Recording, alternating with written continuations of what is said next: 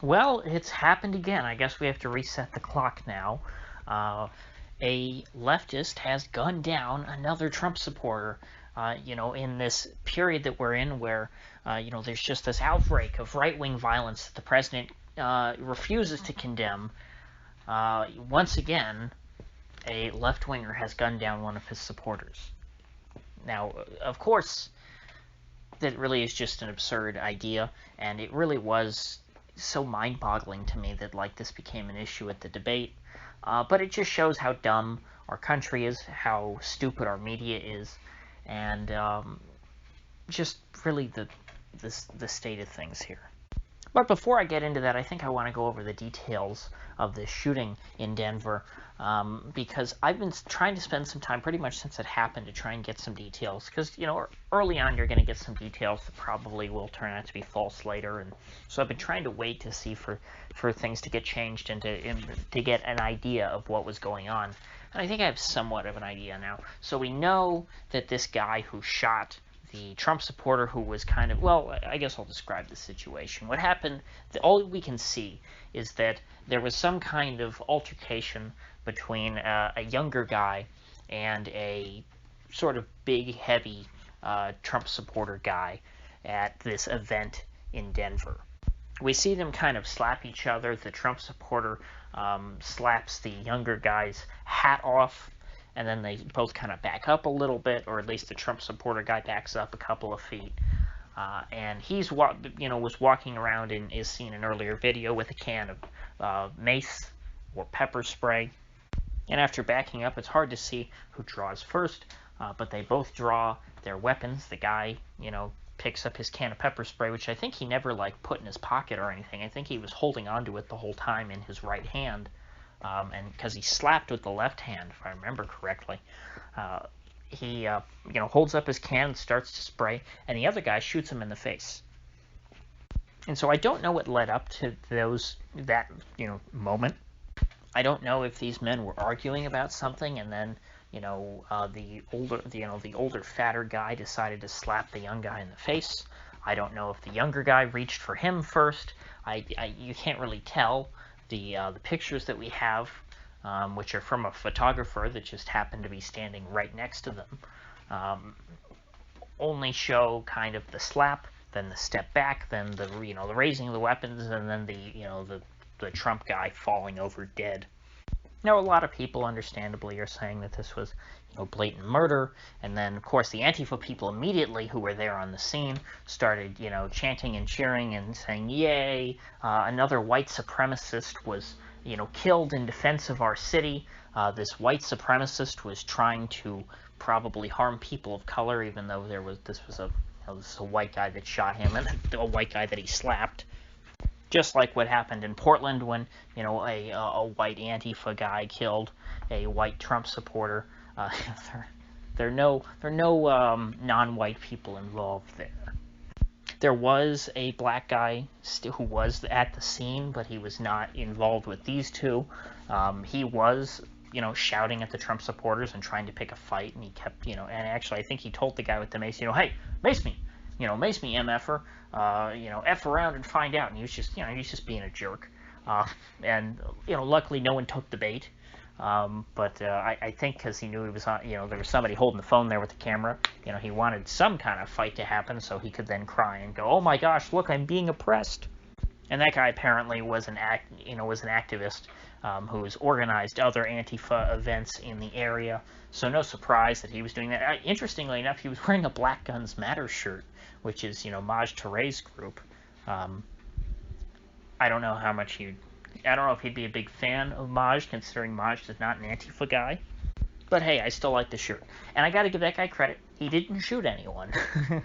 It was this other guy who shot someone. Now, who is this person?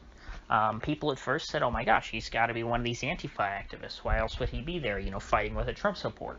Why else would all the Antifa people cheer for him and say he's a hero? He must be involved with them. And the answer is, well, to cheer for them, he wouldn't necessarily have to be a part of their group. They would just have to know that he attacked their enemy. And so to them, by definition, that makes him, one of the good guys. If you're killing Trump supporters are literally Nazis, remember, because they're supporting literally Hitler. And if somebody went out in 1939 and shot an SS officer in the back of the head, would people in modern America generally would they consider that to be such an evil thing? Would they say, "Oh my gosh, you just murdered that guy who is marching Jews to the gas chamber"?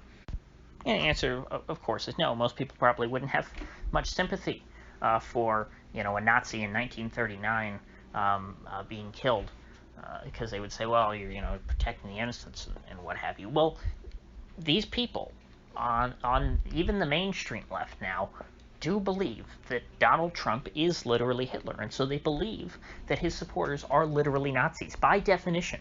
It's not that they're accusing these people of saying, oh my gosh, I heard you say eat bad things about black people. They say, no, I know you believe that because you're supporting Hitler. And so it's automatically justifiable to kill one of these people in their eyes. Morally, it is justifiable, even if it is not legally justifiable. Quickly, though, it became clear that this guy was not just some, random peaceful protester out in the streets there to counter the fascist rally in the streets that the Trump supporters were holding. This guy was an employee of the local news station, Channel 9, WTTS or something. I can't remember exactly what the call sign was. But Channel 9 in Denver had hired this guy to be a bodyguard for one of their reporters who was, going on the scene. Because I'm sure, they're very worried about these Trump supporters. You know how these Trump supporters they murder people left and right, and they throw rocks through windows, and they throw soup cans at the police, and, oh wait, that was the lefties, wasn't it? Silly me. I keep thinking, we keep hearing so much about these violent white supremacist terrorists, I forget that they don't actually exist. And so, the news station said this afterwards. Hey, this guy who was, was arrested and is accused of killing this, this big fat Trump supporter. He was one of our guys. We hired him. And so, a lot of people very quickly shifted from, oh, Antifa killed this guy, to, oh, look, the fake news killed this guy, which I have to say is a pretty funny narrative. I can't blame people for running with that, but really, these things are not mutually exclusive. It turns out, from what people are digging up, about his Facebook posts, and I haven't found a good article that really compiles all this, so unfortunately I can't really link it in the description. You'll just have to look to Twitter for all this stuff. He doesn't seem so much to me, based on his Facebook post, to be like a pure Antifa type. He doesn't seem like a communist who wants to overthrow the United States. He just seems like one of these awful resistance guys who has bought into these grifters who say that Trump is literally Hitler, but, are not communists. They're just the normal, boring white liberals. People are pointing out that he had reposted or liked or whatever you call it on Facebook that video from Keith Olbermann that was going around yesterday, where Keith Olbermann was saying that, oh my gosh, these Trump supporters need to be excised from our society. They need to be prosecuted for enabling his crimes. And he said that Trump is an unindicted co-conspirator in the attempted kidnapping of Governor Greg Whitmer. Sorry, that's my best Keith Olbermann voice, so you're not going to get anything better out of me than that. So, it's understandable that people saying, oh my gosh, look at this. This guy is, he's posting up approvingly this video saying, I can't remember what the exact caption was, but, he said something nice about Keith Olbermann. There's pictures of him at Bernie rallies. He posted up a political cartoon of a bunch of people marching through the streets with, Trump banners, but they looked like the Nazi flag, but with a swastika replaced with a T.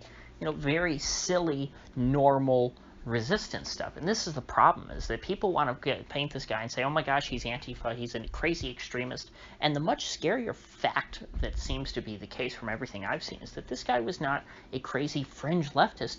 He was a mainstream leftist. Yes, he was a Bernie supporter, but Bernie supporters are not necessarily far left. Bernie had a lot of support. There are people in the mainstream of the Democratic Party who voted for Bernie Sanders, and this guy seems very much like he was, he was in line with that tradition. I would not call him Antifa. I'd call him a resistor. It's very much scarier to see a resistor, coming to a Trump rally with a gun. And by the way, it's even scarier that this guy was hired as private security by this, news station, because, if you're going to, get a bodyguard to go to a political rally, why would you pick someone who's very clearly, has a lot of passion for one side or the other? Wouldn't you try to find someone who's a little more apolitical, just so that there aren't any that there isn't any friction one way or the other? You wouldn't want a leftist getting agitated by all the Trump supporters in the area, and you wouldn't want a right-wing security guard getting agitated by all the antifa people. You just want someone who doesn't really care, who can just try and keep you safe and keep you out of trouble. Because it didn't appear like these Trump supporters were trying to attack the journalists, certainly. The protectee didn't seem to be in any danger. Of course, we don't have, full video. We didn't see everything, but that is, based on what I've seen. I haven't heard anything. I haven't heard anything from the journalist who was there saying that, oh my gosh, these Trump supporters, they surrounded us and they were about to kill me. And then, thankfully, my bodyguard stepped up and protected me. The news station is not defending this guy. Just as you might imagine, that man who died is not getting really any sympathy on social media from the left. There are no Democratic politicians who have come out and condemned this. And this, to me, I don't necessarily come out and say that, oh my gosh, Joe Biden, he's just so pro-Antifa, and Antifa is going out on Joe Biden's orders and murdering Trump supporters. And if Joe Biden would just step up and say, stop killing people, Antifa would settle down. Antifa doesn't care about Joe Biden. Did I say Donald Trump earlier? I meant Joe Biden. Antifa and Joe Biden, they're hardline communists. They have no illusions about Joe Biden. They might prefer Joe Biden over Donald Trump, but they don't. That doesn't mean that they like Joe Biden or think that he's a great guy. And same thing with Kamala Harris. But these resistance types, people like this guy who shot this Trump supporter yesterday, they do care about Joe Biden and Kamala Harris. Even if he was a Bernie guy, who doesn't, who would have preferred Bernie over Joe Biden, he probably has a decent opinion of Kamala. He might, be persuaded to vote for them, especially since the orange man is so bad that, just to get Trump out of there. Because, we do have literally Hitler for president, so anyone really has to be better than Hitler. Am I right? It's much more dangerous to have these kinds of people now openly resorting to violence and gunning down their political opponents. I did not think that the resistance had come this far. I didn't think that ordinary liberals and Democrats and Bernie supporters, the left wing of the Democratic Party, actual, normal Democrats, I didn't think that they were at this point yet. And so to me, this is a much more significant escalation than when that Antifa guy killed a Trump supporter, because this is showing just how mainstream the violence is becoming. Next you'll have someone who wasn't even a Bernie supporter and who was hardcore for Hillary and Joe Biden and whatever the Democratic establishment says. You'll have that person, killing people in the streets. That will be an even bigger jump. And think about it. If the resistance types, and of course they do call themselves the resistance after the resistance to Nazi Germany in World War II, so they do have, kind of a name that implies the use of force. Which I always thought was kind of absurd. Well, now they're taking this, a little more seriously. Think about it. If these kinds of people, if a mainstream kind of guy like this thinks that, gunning down Trump supporters is okay, well, then what are they going to do if Trump wins re-election? It really makes you think about just how much worse the violence might be. If you don't just have to worry about the Antifa types and your left anarchists, but you actually have to worry about your normal lefty Democrat boring people who spout platitudes on Facebook types, then we're looking at much more serious riots than I had anticipated. You're looking at truly a mass movement, perhaps something akin to a real revolution. And for that reason, it does make me want to see Donald Trump win, just to see what happens afterwards. Even if what happens is not good, we're not on really a sustainable track right now. Something has to break and change so that all of this tension can be released. So with that said, if you get anything of value out of this video, I'd appreciate you clicking that like button and sharing this video. And